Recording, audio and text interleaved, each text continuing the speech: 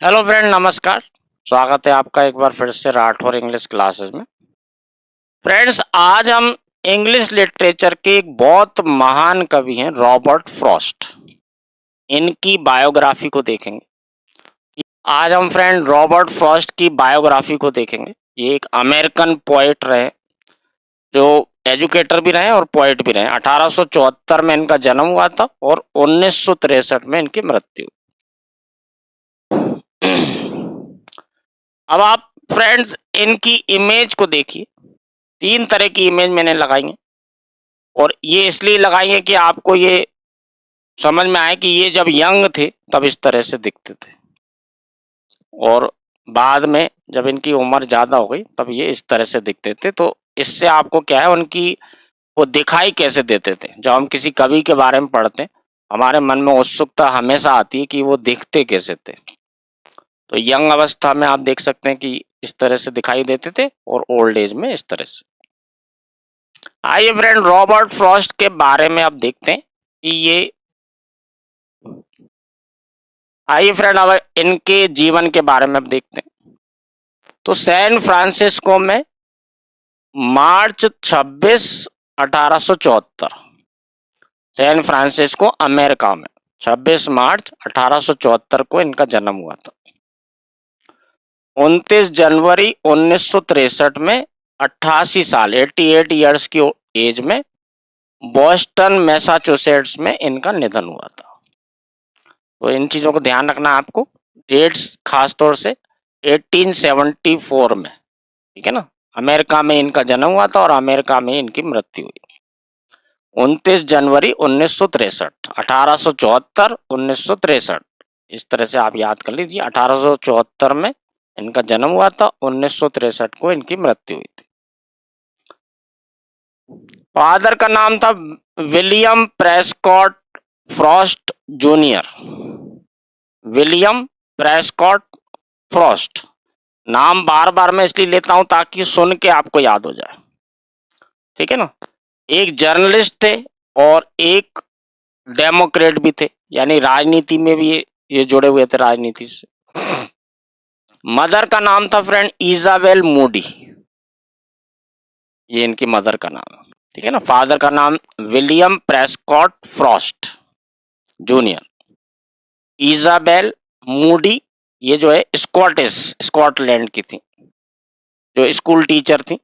ये इनकी मदर का नाम है ना। बार बार मैं इसलिए बोलता हूँ कि याद हो जाए आपको। इजाबेल मूडी, इजाबेल मूडी माँ का नाम, विलियम प्रेस्कॉट फ्रॉस्ट ये पिता का नाम। माँ जो थी फ्रेंड, ये डिसेंडेंट थी ब्रिटिश कॉलोनिस्ट निकोलस फ्रॉस्ट की, ये डिसेंडेंट थी यानी वंशज थी। फ्रॉस्ट के पिता फ्रेंड मूल रूप से रहने वाले इंग्लैंड के थे, लेकिन ये बाद में आकर के अमेरिका में ही बस गए और टीचर के रूप में इन्होंने काम करा। बाद में इन्होंने एडिटर के रूप में भी काम करा, यानी संपादक के रूप में काम करा सैन फ्रांसिस्को इवनिंग बुलेटिन में। मूल रूप से इंग्लैंड में रहने वाले थे, बाद में ये अमेरिका में ही बस गए, वहां टीचर के रूप में काम करा और एडिटर के रूप में भी काम करा। जब रॉबर्ट फ्रॉस्ट बहुत ही कम उम्र के थे, यानी लगभग 11 साल के थे, इनके पिता की मृत्यु हो गई। विलियम फ्रॉस्ट जो थे, इनकी मृत्यु हो गई ट्यूबरकुलोसिस यानी टीबी की जो बीमारी होती है उससे। तो इनकी माँ के पास पैसा नहीं था, $8 ही बचे थे घर चलाने के लिए। अब उन्हें मजबूरी में जो है रॉबर्ट फ्रॉस्ट के जो दादाजी थे विलियम फ्रॉस्ट सीनियर, इनके पास जाना पड़ा क्योंकि फाइनेंशियल पोजीशन बहुत खराब थी और बच्चे बहुत छोटे थे। तो ये अपने ससुर जी यानी रॉबर्ट फ्रॉस्ट के दादाजी के पास चले गए। तो जैसा मैंने आपको बताया फ्रेंड, विलियम फ्रॉस्ट की जब मृत्यु हो गई तो रॉबर्ट फ्रॉस्ट और उसकी माँ को अपने दादाजी के पास जाना पड़ा, जो लॉरेंस करके एक जगह वहां रहते थे। यहीं पे रहते हुए फ्रॉस्ट का जो है इंटरेस्ट राइटिंग, लेखन में और पोएट्री में बढ़ने लगा और उन्होंने अपनी फर्स्ट पोएम स्टूडेंट के रूप में, जो स्टूडेंट मैगजीन छपती है, उसमें इन्होंने लॉरेंस हाई स्कूल जो था वहां पर उन्होंने पहली बार अपनी पोएम प्रकाशित करवाई। 1892 में इनका हाई स्कूल की पढ़ाई पूरी हो गई। इसके बाद फ्रेंड ये डार्टमाउथ कॉलेज, यहाँ पर इन्होंने अपना एनरोलमेंट करा लिया, यानी एडमिशन ले लिया, और ये जो है इन्हें एक्सेप्ट कर लिया गया थीटा डेल्टा ची फ्रेटर्निटी में, इनको एक्सेप्ट कर लिया गया। फ्रेंड ये डार्टमाउथ में जो है बहुत कम समय के लिए ही, कुछ महीने के लिए ही पढ़ाई कर पाए, और उसके बाद फिर पढ़ाई छोड़ के ये वहां से चले गए। जैसा कि मैंने आपको बताया फ्रेंड कि रॉबर्ट फ्रॉस्ट की फैमिली, क्योंकि पिता की मृत्यु हो गई थी तो इनकी आर्थिक स्थिति उतनी अच्छी नहीं थी, तो डार्टमाउथ कॉलेज में कुछ ही महीने की पढ़ाई करने के बाद ये वापस आ गए, और इसलिए आए थे कि वो परिवार की मदद कर सकें, और यहाँ आकर के उन्होंने छोटे छोटे बहुत सारे काम, यानी छोटे छोटे नौकरियां करना शुरू कर दिया। इसमें पेपर बांटने का काम करते थे सुबह के समय, एक फैक्ट्री में काम करने लगे, कॉबलिंग करने लगे, यानी जो हमारे यहाँ मोची रहते हैं, जूते की मरम्मत करते हैं, एडिटिंग का काम करने लगे एक लोकल न्यूज़पेपर में। इस तरह के छोटे छोटे काम करने लगे ताकि वो कुछ पैसा कमा सकें और अपने परिवार की मदद कर सकें। फ्रेंड 1894 में प्रोफेशनली रूप से जो है इन्होंने पहली बार पोएम का प्रकाशन कराया, जिससे इनको जो है $15 की कमाई हुई पहली बार। इसके बाद उन्होंने 5 पोएम और प्रकाशित करवाई अपने तरफ से, यानी अपने पैसे खर्च करके, क्योंकि इन्हें सक्सेस जो थोड़ी बहुत मिली थी उससे इनका हौसला बढ़ा और लिखने में इनका ध्यान और ज़्यादा होने लगा, यानी उन्हें लगा कि साहित्य में मैं कुछ कर सकता हूँ। इसी दौरान होता क्या है फ्रेंड कि फ्रॉस्ट जो थे इनकी एक स्कूलमेट थी एलिनर मीरियन वाइट, ये इनका नाम, एलिनर मीरियन वाइट। नाम को अच्छे से याद करने की कोशिश करें। एक्चुअली में होता क्या है फ्रेंड्स कि हमारे इंडियंस लोगों के जो नाम होते हैं वो अलग होते हैं, और अमेरिकन और यूरोपियन लोगों के नाम अलग होते हैं, तो हमें नाम याद करने में कई बार बहुत कठिनाई होती है, याद करते हैं और भूल जाते हैं, इसलिए मैं आपको बार बार रिपीट करता हूँ, तो अच्छे से याद कर लीजिए। एलिनर मीरियन वाइट, ये इनकी स्कूलमेट थी। रॉबर्ट फ्रॉस्ट ने इनको पसंद करते थे और उनको विवाह का प्रस्ताव रखा। वाइट तैयार तो हो गई, सेंट लॉरेंस यूनिवर्सिटी में पढ़ती थी, तैयार तो हो गई, लेकिन उन्होंने कहा कि जब तक मैं ग्रेजुएट नहीं हो जाती तब तक हम शादी नहीं करेंगे, यानी इन्होंने कहा पोस्टपोन कर दीजिए। इसके बाद ये हार्वर्ड यूनिवर्सिटी में रॉबर्ट फ्रॉस्ट भी पढ़ाई करने लगे थोड़े समय के लिए, लिबरल आर्ट्स पढ़ने लगे, और उन्होंने तब तक इंतजार करा जब तक कि वो ग्रेजुएट नहीं हो जाती। 1895 में फ्रेंड हार्वर्ड में इन्होंने जो है शादी कर ली और इनके 6 बच्चे हुए। रॉबर्ट फ्रॉस्ट का जीवन दुखों से भरा रहा है फ्रेंड, क्योंकि इनके 6 बच्चे हुए जिनमें से 2 की बहुत ही कम समय में मृत्यु हो गई। बाद में इनके कुछ बच्चों ने सुसाइड भी कर ली। ये दर्द उनकी कविताओं में झलकता है कहीं ना कहीं। दूसरा एक और चीज रही फ्रेंड कि ये बहुत लंबे समय तक सक्सेस का इंतजार करते रहे, यानी कि जवानी पूरी इनकी जो है स्ट्रगल में ही निकल गई। बहुत समय के बाद, यानी जब शुरुआती तौर पे इन्होंने लिखना शुरू करा था, अमेरिका में रहते थे, अमेरिका के पब्लिशर्स ने इनकी कविताओं को छापने से मना कर दिया, यानी कि उनको लगा कि इसमें कोई दम नहीं। इसके बाद ये इंग्लैंड चले गए और वहां पर इनकी मुलाकात कई जाने माने पोएट से हुई, कई जाने माने पोएट और राइटर से हुई, उनके साथ रहने लगे ये और वहां पे कविताएं भी लिखने लगे। वहां पे इनकी कविताएं कुछ प्रकाशित हुई, पब्लिश हुई, फेमस हुए, थोड़ा सा पहचान मिली। उसके बाद जब ये अमेरिका वापस आए तो अपने साथ अपनी एक प्रसिद्धि को लेकर के आए। तब अमेरिकन पब्लिशर्स को भी लगा कि नहीं, ये व्यक्ति में कुछ तो दम है, और फिर जाके इनको सफलता मिली। यानी कि इनका जो जवानी का समय था वह स्ट्रगल में निकल गया, पैसे की भी कमी होने लगी, 2 बच्चों की डेथ हो गई बहुत कम उम्र में। तो ये जो दुख थे, ये दुख, कठिनाई, परेशानी, स्ट्रगल जो करते थे, जिंदगी में स्ट्रगल करना पड़ा, ये इनकी कविताओं में दर्द हमेशा छलकता है। आप जब भी कविता पढ़ेंगे तो कहीं ना कहीं ऐसा दर्द महसूस होगा, अकेलापन महसूस होगा। हालांकि कभी नाम पूछे जाने की उम्मीद नहीं है, लेकिन फिर भी एक बार हमेशा देख लेना चाहिए। एलियट कैरोल, डॉटर्स हुई लेस्ली, इरमा, ना मैर्जोरी एंड एलिनर बेटिना, ये इनके जो 6 बच्चे हुए उनके नाम। जैसा कि मैंने आपको बताया फ्रेंड कि रॉबर्ट फ्रॉस्ट का जीवन जो है संघर्षों से भरा रहा, जिसमें आर्थिक संघर्ष शामिल थे, क्योंकि शुरुआती दौर में इनको सफलता नहीं मिली। तो जब ये हार्वर्ड यूनिवर्सिटी में पढ़ रहे थे, इनका परिवार क्योंकि बढ़ता जा रहा था, बच्चे बढ़ते जा रहे थे, अब परिवार की मदद करने के लिए, घर चलाने के लिए पैसा नहीं था, तो इन्होंने पढ़ाई को अधूरा छोड़ दिया अपने परिवार का सपोर्ट करने के लिए। फ्रेंड, जब फ्रॉस्ट ने शादी कर ली तो इनके जो ग्रैंडफादर थे, उन्होंने, ये कपल जो था, इसको एक छोटा सा खेत, एक फार्म छोटा सा दे दिया था, क्योंकि उन्हें मालूम था कि इनकी आर्थिक स्थिति अच्छी नहीं है। तो एक छोटा सा खेत उन्होंने एक वेडिंग गिफ्ट, एक शादी के गिफ्ट के तौर पे फ्रॉस्ट की फैमिली को दे दिया। तो फ्रॉस्ट ने अपनी पढ़ाई छोड़ दी और वो जा करके वहां पे रहने लगे। अब आप इसमें देखेंगे फ्रेंड कि इनकी कई सारी कविताएं, इनमें आपको ग्रामीण परिवेश, जो अमेरिका और यूरोप के जो गांव रहते हैं, जहाँ ग्रामीण परिवेश होता है, उसकी झलक देखने को क्यों मिलती है।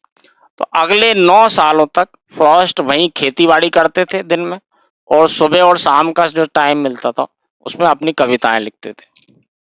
यहीं पे रह के उन्होंने फ्रेंड्स कई बहुत ज्यादा फेमस कविताएं लिखी हैं। आगे जब हम पढ़ेंगे इन कविताओं को तो मैं आपको बताऊंगा कि उसमें जो ग्रामीण परिवेश दिखाई देता है, कहीं जंगल की बात करते हैं, कहीं पे वो एप्पल पिकिंग की बात करते हैं। ये क्यों करते हैं? क्योंकि वो 9 साल उन्होंने खेती बाड़ी करते हुए बिताए थे। फ्रेंड, दुर्भाग्य ने इनका पीछा यहाँ भी नहीं छोड़ा। दिन रात खेत में मेहनत करते हुए 9 साल इन्होंने बिताए, लेकिन खेती बाड़ी फेल हो गई, यानी इससे इनको कोई बहुत अच्छा फायदा नहीं मिला। तो इसके बाद इन्होंने क्या किया कि स्कूल में नौकरी करने लगे इंग्लिश टीचर के रूप में। ये पिंकर्टन एकेडमी, इसमें इंग्लिश के टीचर के रूप में काम करने लगे हैम्पशायर में। हैम्पशायर नॉर्मल स्कूल, ये 1906 से लेकर के 1912 तक यहाँ पे इंग्लिश टीचर के रूप में काम करने लगे। अब फ्रेंड, विदेश में जब ये आए, यानी इंग्लैंड में आए, तो इनकी जान पहचान कई बहुत ही प्रसिद्ध राइटरों से, यानी पोएट से हुई, जिनमें एडवर्ड थॉमस शामिल थे, Rupert Brooke, Robert Graves, Ezra Pound, इन सबसे इनकी मुलाकात हुई। इनका एक फ्रेंड सर्कल बना, जहाँ ये बैठते थे, बात करते थे, चर्चा करते थे। इससे इनकी जान पहचान बढ़ने लगी। अब इनको थोड़ी सी एक जान पहचान बढ़ने लगी फ्रेंड, इनका एक सर्कल बन गया। तो इन्होंने फिर फुल बुक पोएट्री की प्रकाशित की, अ बॉयज विल के नाम से। अ बॉयज विल 1913 में ये इन्होंने अपनी पहली पूरी पोएट्री से भरी हुई किताब को प्रकाशित करवाया। इसका नाम ध्यान रखना फ्रेंड, अ बॉयज विल, ये क्योंकि पहली थी, इंपॉर्टेंट है। परीक्षाओं में निश्चित रूप से इसके ऊपर सवाल पूछा जा सकता है, यानी ये पूछा जा सकता है कि ये किताब किसने लिखी। तो 1914 में जब ये किताब छपी फ्रेंड, नॉर्थ ऑफ बॉस्टन, इस किताब से ही ये एक प्रोमिनेंट पोएट के रूप में स्थापित हो गए। लोगों के बीच इनकी जान पहचान जो है, यानी इनका फेम बढ़ गया। इनको एक रेपुटेशन मिली कि ये एक बहुत अच्छे कवि हैं। लोगों का ये विश्वास इन पर बढ़ने लगा। इस बुक में mending wall, death of the hired man, इस तरह की कई फेमस पोएट्री इस बुक में शामिल है, नॉर्थ ऑफ बॉस्टन में। जैसा कि मैंने आपको बताया फ्रेंड कि नॉर्थ ऑफ बॉस्टन जो बुक थी, ये 1914 में छपी थी। और आपको ध्यान होगा कि 1914 में वर्ल्ड वॉर 1, यानी प्रथम विश्व युद्ध शुरू हो गया था। ये किताब इनकी छपी, इसके जस्ट बाद ही प्रथम विश्व युद्ध, वर्ल्ड वॉर 1 शुरू हो गया। वर्ल्ड वॉर 1 शुरू होने के बाद फ्रेंड, क्योंकि सारी चीजों पे पाबंदियां लग गई, पूरा देश, पूरा विश्व जो है युद्ध में उलझ के रह गया। तो मजबूरन क्या करना पड़ा, फिर ये इनको अमेरिका लौट के आना पड़ा। अपने पूरे परिवार के साथ ये 1915 में अमेरिका लौट आए। चूंकि इनकी कुछ किताबें पब्लिश हो चुकी थी, थोड़ा बहुत पैसा इन्होंने कमा लिया था, तो ये अमेरिका जब लौट के आए तो इन्होंने एक खेत खरीद लिया फ्रैंकोनिया, न्यू हैम्पशायर में एक फार्म खरीद लिया। जैसे कि मैंने आपको बताया फ्रेंड कि ये दो किताबें छपने के बाद, खास तौर से नॉर्थ ऑफ बॉस्टन छपने के बाद, इन्हें जो प्रसिद्धि मिली थी, इसकी वजह से ये इन्हें जो है एक जान पहचान मिली कि वो एक लुक्रेटिव यानी एक शानदार कैरियर बना सकें लेखन के क्षेत्र में, टीचिंग के क्षेत्र में और लेक्चरिंग, ये दोनों काम करने लगे। राइटिंग भी करते थे और टीचिंग भी करते थे। इन्हें फ्रेंड मेंबर बना दिया गया the national institute of arts and letters. ये 1916 में इनको इसका मेंबर बना दिया गया, क्योंकि तब तक ये अच्छी खासी प्रसिद्धि पा चुके थे। और इसी साल में अंत होते होते यानी साल के आखिरी समय में इन्होंने अपनी एक और किताब पब्लिश कराई, माउंटेन इंटरवल। नाम को जरूर ध्यान रखना है आपको। माउंटेन इंटरवल नाम की ये किताब पब्लिश कराई।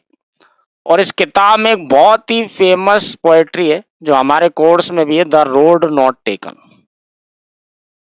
इसके अलावा एक बर्चेस करके भी पोएम है। ये दोनों पोएम जो है काफी फेमस है। विशेष रूप से द रोड नॉट टेकन जो है, ये आपको ध्यान रखना है फ्रेंड, ये 1916 में किताब छपी थी, माउंटेन इंटरवल्स, इसमें इसको शामिल किया गया था। तो फ्रेंड 1916 आते आते रॉबर्ट फ्रॉस्ट को अच्छी खासी जान पहचान, एक फेम मिल चुकी थी, लोग इनको जानने लगे थे। इन्होंने लेक्चर देना और टीच करना यानी इंग्लिश पढ़ाना शुरू कर दिया एट एमहर्ट कॉलेज, जो ये कभी कभी छोड़ देते थे, पढ़ाते थे छोड़ देते, यानी ये कंटिन्यू नहीं करते थे। हालांकि 1938 तक यहाँ पे ये लेक्चर देने का काम और टीचिंग का काम करने लगे। इस बीच 1920 में फ्रॉस्ट ने एक फार्म खरीद लिया, खेत खरीद लिया मिडलबरी कॉलेज के पास वर्माउंट में। तो ये कंटिन्यू एज ए टीचर, जैसे नौकरी करने वाली बात है वो नहीं करते थे, लेक्चर देने और टीचिंग करने के लिए बीच बीच में जाते रहते थे। 1920 में इन्होंने एक फार्म खरीद लिया मिडलबरी कॉलेज के पास में, और यहीं पे रह करके इन्होंने फ्रेंड जो है ये Bread Loaf school, conference of English, जहाँ पे ये अपना समय बिताते थे यानी टीचिंग का काम करते थे। और ख़ास तौर से समर के मौसम में यानी गर्मियों का मौसम जो रहता था वहाँ ये पढ़ाने जाते रहे। 1963 तक यहाँ पढ़ाने जाते रहे। यूनिवर्सिटी ऑफ मिशिगन ने इन्हें टीचिंग फेलोशिप प्रदान की फ्रेंड्स, और ये वहीं पर रहने लगे एन आर्बर में। 1927 तक ये फिर वहाँ पर रहने लगे, यानी अलग अलग स्कूल, कॉलेज, यूनिवर्सिटी में ये पढ़ाने जाते थे। इन्हें फेलोशिप दी गई, ठीक है ना, कई तरह की मदद दी जाती थी। और ये इस तरह से क्या हुआ कि बहुत सारी जगह जाते थे, बहुत तरह तरह के लोगों से मिलते थे। इनकी प्रसिद्धि धीरे धीरे बढ़ती चली गई। अमेरिका में इनको बहुत अच्छी प्रसिद्धि मिलने लगी। जैसे मैंने आपको बताया फ्रेंड कि इनकी प्रसिद्धि बढ़ती जा रही थी, इन्हें life time appointment as a fellow of letters प्रदान कर दिया गया। एक संस्था होती है जो साहित्यकारों की, उसमें लाइफ टाइम अपॉइंटमेंट दे दिया गया।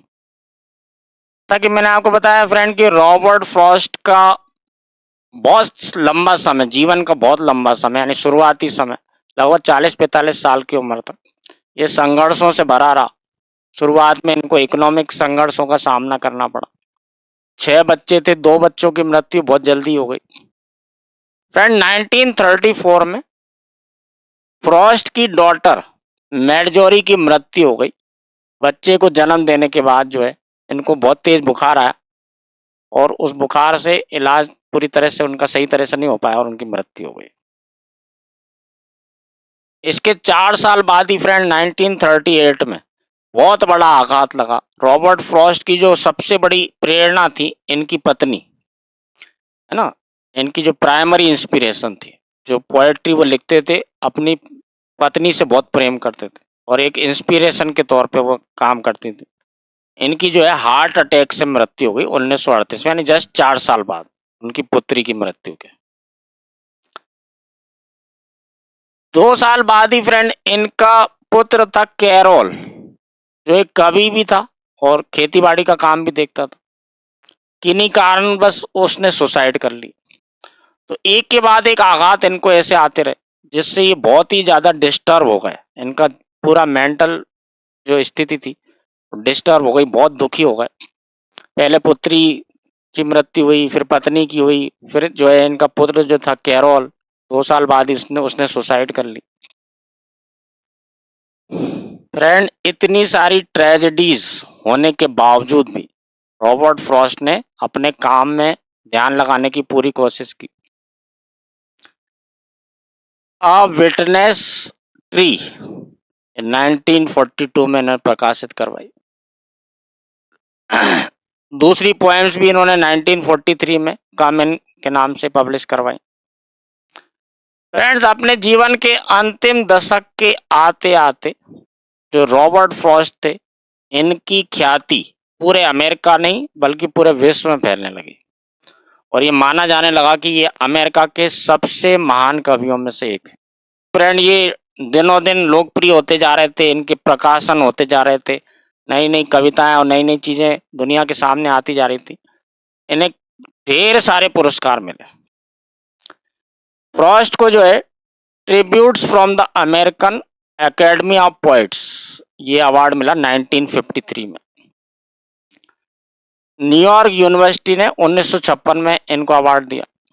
फ्रॉस्ट को फ्रेंड अपने जीवन काल में ढेर सारे अवार्ड मिले, जिनमें से आप मेन माने तो the American academy of poets 1953, New York university 1956 और 4 बार पुलित्जर प्राइज मिला।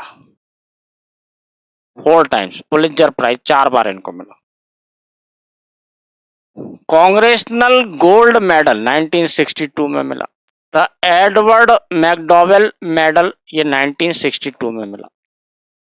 फ्रेंड, 4 बार पुलित्जर प्राइज इनको मिला था। ये चीज जरूर ध्यान रखना आप, क्योंकि ये इम्पोर्टेंट है, एक सा क्वेश्चन के रूप में पूछा जा सकता है। एक प्रोमिनेंट पोएट बन चुके थे पूरे यूएस में। तो जॉन एफ कैनेडी की जब शपथ ग्रहण समारोह हुआ था, इनको एक ऑनर्ड गेस्ट के रूप में वहां आमंत्रित किया गया था 1961 में। 1962 में ये सोवियत यूनियन में जो एक गुडविल ग्रुप जा रहा था, उसमें भी ये शामिल किए गए और इन्होंने सोवियत संघ की यात्रा की। जैसा कि मैंने शुरुआत में ही बताया था फ्रेंड कि रॉबर्ट फ्रॉस्ट का जीवन जो है, उनको प्रसिद्धि तो अपार मिली। अपने जीवन काल में उन्हें बहुत प्रसिद्धि मिली, पूरी दुनिया में उनको जानने लगे। लेकिन इनका व्यक्तिगत जीवन दुखों से भरा रहा। जो है, जैसा कि मैंने आपको बताया था कि इनके 6 बच्चे हुए थे और 6 में से केवल 4 ही लंबे समय तक जीवित रहे। 2 की मृत्यु काफी जल्दी हो गई थी। इसके अलावा इनके 3 बच्चे ऐसे भी रहे फ्रेंड जिनको मेंटल प्रॉब्लम थी, यानी कि मानसिक रूप से वो अस्वस्थ थे। इनमें से एक पुत्र ने तो सुसाइड भी कर ली थी, एक को मेंटल हॉस्पिटल भी भेजना पड़ा। ये सारी घटनाओं से फ्रेंड फ्रॉस्ट इतने ज्यादा डिप्रेशन में चले गए थे एक समय कि उन्हें अपने पोएट होने पर भी शक होने लगा था। उन्हें लगता था कि मैं इतना अच्छा पोएट हूं भी या नहीं, मुझे लिखना भी आता है या नहीं। एक समय उनको ये लगने लगा था कि यदि मुझे नोबेल प्राइज मिल जाए तो ही मैं ये मानूंगा कि हाँ, मैं कोई अच्छा कवि हूँ। फ्रेंड, 20 जनवरी 1963 को रॉबर्ट फ्रॉस्ट की मृत्यु हो गई एक सर्जरी में जो है असफलता होने के बाद, और उन्हें बेनिंगटन वर्मोंट में बरी कर दिया गया, दफना दिया गया। फ्रेंड, आप देखेंगे कि दुनिया का एक बहुत महान कवि रॉबर्ट फ्रॉस्ट, जिन्होंने महानतम रचनाएं लिखी, पूरी दुनिया में उनको पढ़ा जाता, उनको प्रसिद्धि मिली, पैसा मिला, सब कुछ मिला, लेकिन उनका व्यक्तिगत जीवन पूरी तरह से दुखों से भरा रहा। नेक्स्ट देखते हैं friend, poetry collection of Robert Frost. तो ये याद रखना है आपको, अ बॉयज विल 1913 में, ये लंदन में इन्होंने जब रहते हुए लिखी थी। द डेमियड लाफ ये न्यूयॉर्क में। नॉर्थ ऑफ बॉस्टन ये काफ़ी फेमस है, ये 1914 में लंदन में छपी थी। नॉर्थ ऑफ बॉस्टन ये बहुत इम्पोर्टेंट किताब है क्योंकि इसमें कई प्रसिद्ध पोएम्स हैं इनकी। After Apple picking, the death of the hired man, mending wall. 1916 में फ्रेंड माउंटेन इंटरवल, इनमें bird chase, out out, the oven bird और द रोड नॉट टेकन। ये बहुत जो है सारी फेमस इनकी पोएम्स हैं, ये इसमें प्रकाशित हुई। 1923 में फ्रेंड सिलेक्टेड पोएम्स न्यूयॉर्क में छपी, the runaway, the New Hampshire, ये कलेक्शन 1923। इसमें फायर एंड आइज है, nothing gold can stay, stopping by woods on a snowing evening, ये भी काफ़ी फेमस कविता है। Stopping by woods on a snowy evening. 1928 में friend west running brook, acquainted with the night, इसमें poem है। इसके बाद 1942 में अ विटनेस ट्री, ठीक है ना, अ विटनेस ट्री, इसमें the gift outright, a question, the silken tent, ये पोएम्स इसमें शामिल। एक देखते हैं फ्रेंड कुछ प्लेज इन्होंने जो लिखे थे। 1929 में a way out, a one act play, Harbour Press से छपा। 1929 में the cows in the corn. इसके बाद अ मास्क ऑफ रीजन 1945 में। 1947 में अ मास्क ऑफ मर्सी, ये 1947 में, ये सारी न्यूयॉर्क अमेरिका में छपी हुई किताब है। फ्रेंड हमने रॉबर्ट फ्रॉस्ट के बायोग्राफी में उनसे जुड़ी सारी बातों को देखा, उनकी प्रसिद्ध रचनाएं जितनी भी हैं, पोएम्स हैं, जितनी भी किताबें छपी उनके बारे में देखा। मैं उम्मीद करता हूं कि आपको बहुत अच्छे से सारी चीज़ें समझ में आ गई होंगी। इन वीडियो को आप बार बार देखें ताकि ये नाम आपके दिमाग में एकदम से बैठ जाए। थैंक यू वेरी मच, फिर मिलते हैं।